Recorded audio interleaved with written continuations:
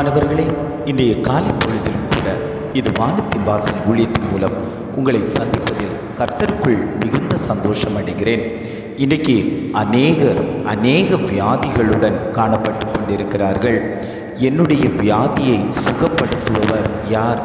நான் அநேக மருந்துகள் வாங்கியும் என்னுடைய வியாதி, என்னுடைய பலவீனம், என்னுடைய பாடுகளில் ஒரு முன்னேற்றம் இல்லையே. நான் சொஸ்தமடைவேனா அல்லது என்னுடைய ஜீவன் வரைக்கும் இந்த வியாதியோடு தான் மரித்து போக வேண்டுமா என்ற பல கேள்விகளோடு அநேகர் ஒவ்வொரு நாட்களையும் கடத்தி கொண்டிருக்கிறார்கள்.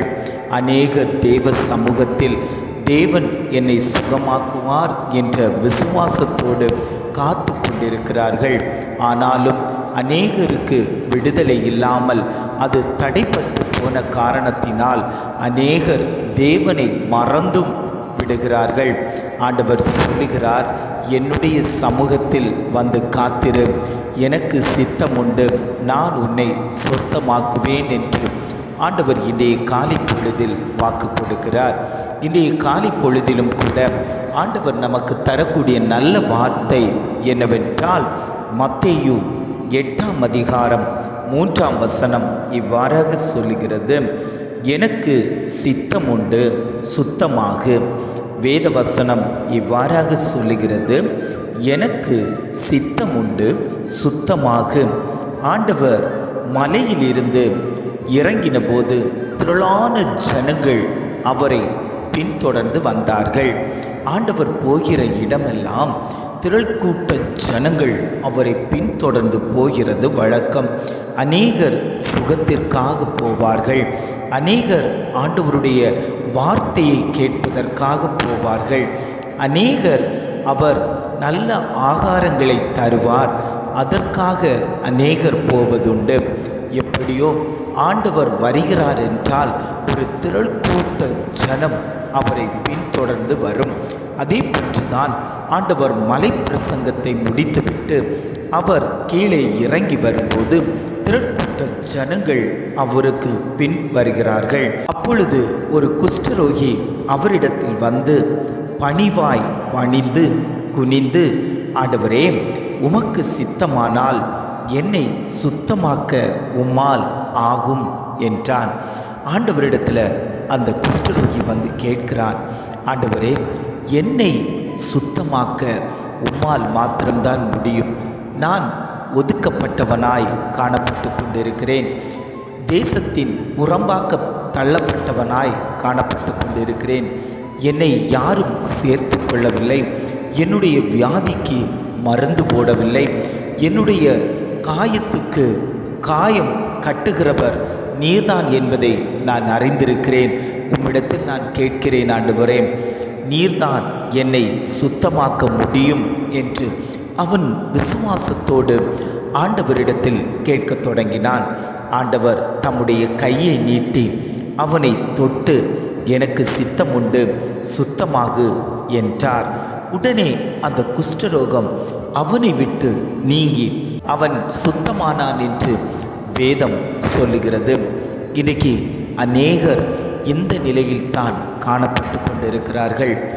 நான் தேவனை நோக்கி போய்கொண்டிருக்கிறேன், தேவ சமூகத்தில் விழுந்து கிடக்கிறேன், ஆனாலும் எனக்குள் ஒரு சுத்தம் வரவில்லையே, என்னுடைய பாடுகளில் ஒரு ஜெயம் இல்லையே, என்னுடைய கஷ்டத்தில் ஒரு விடுதலை இல்லையே, என்னுடைய வியாதியில் மாறவில்லையே, நான் எவ்வளவோ மருந்துகள் வாங்குகிறேன், எவ்வளவோ செலவு செய்கிறேன், எத்தனையோ வைத்தியர்களை பார்த்து விட்டேன், ஆனாலும் எனக்கு நாள் குறித்தது போல் டேட்டுகள் குறிக்கப்பட்டு அனுதினமும் நான் மருத்துவமனைக்கு கடந்து போகிறது போல இருக்கிறது.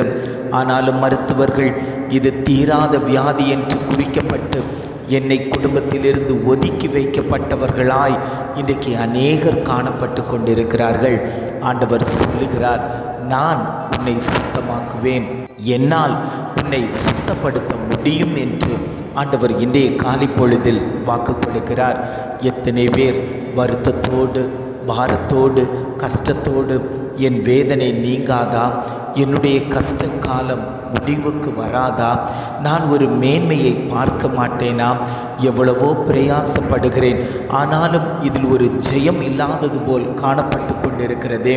அதிகமாய் சம்பாதிக்கிறேன், அதிகமாய் நான் பிரயாசப்படுகிறேன், என்னுடைய வியாதி விலகாதா? என்னுடைய வியாதி சுகமடையாதா என்று அநேகர் கேட்டுக்கொண்டிருக்கிறார்கள்.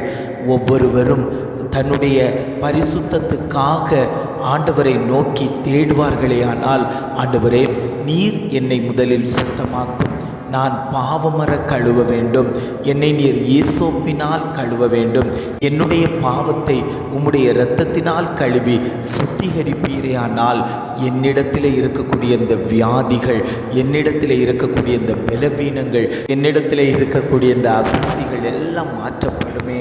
நான் தேவனிடத்தில் எதையாகிலும் கேட்டு பெற்றுக்கொள்ள வேண்டும் என்று எத்தனை பேர் தேவ சமூகத்தில் காத்து கொண்டிருக்கிறீர்களோ அத்தனை பேரையும் பார்த்தாண்டவர் சொல்லுகிறார், நான் உன்னை சுத்தமாக்க வல்லமை உள்ளவராய் நான் இருக்கிறேன், நீ என்னிடத்தில் வந்து அமர்ந்திரு, நான் உன்னை சுத்தப்படுத்துவேன், உன் வியாதியை நான் நீக்குவேன், உன் குடும்பத்திலே இருக்கக்கூடிய அசுத்தங்களை மாற்றி அந்த குடும்பத்தை நான் சுத்தப்படுத்துவேன். எந்தெந்த இடத்திலெல்லாம் அசுத்தம் காணப்பட்டு கொண்டிருக்கிறதோ அந்தந்த இடத்தையெல்லாம் என் கரம் தொட்டு அதை பரிசுத்தமாக்கி அதில் இருக்கக்கூடிய அசுத்தங்களையும் மாறுபாடுகளையும் வேறுபாடுகளையும் மாற்றி உங்களை நான் பரிசுத்த சந்ததியாய் பரிசுத்த பிள்ளைகளாய் மாற்றி என் கரம் உங்களை வளர்க்கும் என்று ஆண்டவர் இன்றைய காலை பொழுதில் வாக்கு கொடுக்கிறார். ஜெபிக்கலாமா?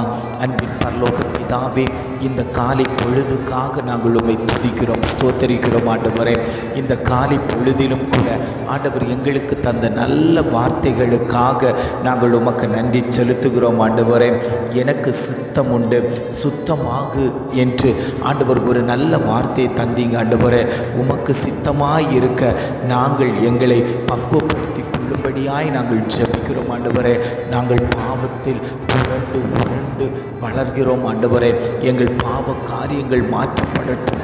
எவ்வளவோ வார்த்தைகள் கேட்கிறோம், எவ்வளவோ ஆண்டவருடைய செய்திகள், எவ்வளவோ அற்புதங்களை பார்க்கிறோம், ஆனாலும் எங்களுக்குள்ளாடி ஒரு விசுவாசம் வராமல் ஆண்டவரே நாங்கள் விசுவாச குறைபாடு உள்ளவர்களாய் இருக்கிறோம். ஆண்டவரே, உம்மிடத்தில் இந்த வேளையில் இந்த வார்த்தை விதைக்கப்படும் போதே எங்கள் குடும்பங்களில் இருக்கிறவைகள் எல்லாம் சுத்தமாக்கப்படும்படியாய் நாங்கள் ஜெபிக்கிறோம். ஆண்டவரே, உள்ளறைகளில் வெளி அறைகளில் ஒவ்வொருவருடைய இருதயத்திலேயும் ஒவ்வொருவருடைய சிந்தனையிலும் உம்முடைய கரம் தொட்டு சுத்தப்படுத்தும்படியாய் நாங்கள் ஜெபிக்கிறோம். ஆண்டவரே, குஷ்டரோகி கேட்டது போல ஆண்டவரே, உமக்கு சித்தமானால் என்னை சுத்தமாக்க உம்மால் ஆகும் என்று அந்த குஷ்டரோகி கேட்டது போல இன்றைய காலை பொழுதில் நாங்கள் உம்முடைய தேவ பிள்ளைகள், உம்முடைய அடியார்கள் நாங்கள் கேட்கிறோம். ஆண்டவரே, உமக்கு சித்தமானால் என்னை ஒரு விசை சுத்திகரியும். ஆண்டவரே, அது உம்மால் ஆகும். ஆண்டவரே, நீர் எங்களை பரிசுத்தப்படுத்துகிற நல்ல தகப்பன். ஆண்டவரே, அந்த பரிசுத்தத்துக்காக நாங்கள் உம்மிடத்தில் வாஞ்சித்து நிற்கிறோம். இதை கேட்டுக்கொண்டு இருக்கக்கூடிய ஒவ்வொரு குடும்பங்களையும் தேவன் பரிசுத்தப்படுத்தும்படியாய் நாங்கள் ஜெபிக்கிறோம்.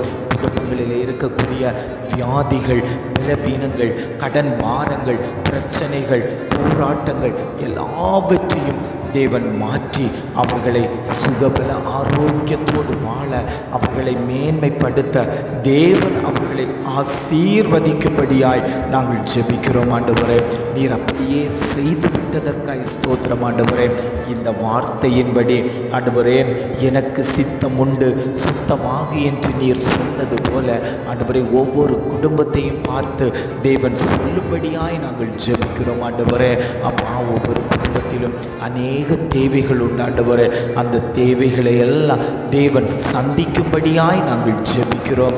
ஆண்டவரே, பிள்ளைகளுக்குண்டான கல்வி தேவைகளை தேவன் சந்திங்க. ஆண்டவரே, பிள்ளைகள் அடுத்த நிலைக்கு போகக்கூடியவர்களாய் இருக்கிறார்கள். ஆண்டவரே, அவர்களுக்குண்டான எல்லா தேவைகளையும் தேவன் சந்தித்து அவர்களுக்குண்டான பொருளாதாரத்துக்குண்டான வழிவாசலை தேவன் திறந்து கொடுக்கும்படியாய் நாங்கள் ஜெபிக்கிறோம். எங்களை தாழ்த்தி தருகிறோம். கன மகிமை எல்லாம் உமக்கே செலுத்துகிறோம். மீட்பர் இயேசுவின் மூலம் ஜெபம் கேளும் நல்ல பிதாவே. ஆமேன், ஆமேன்.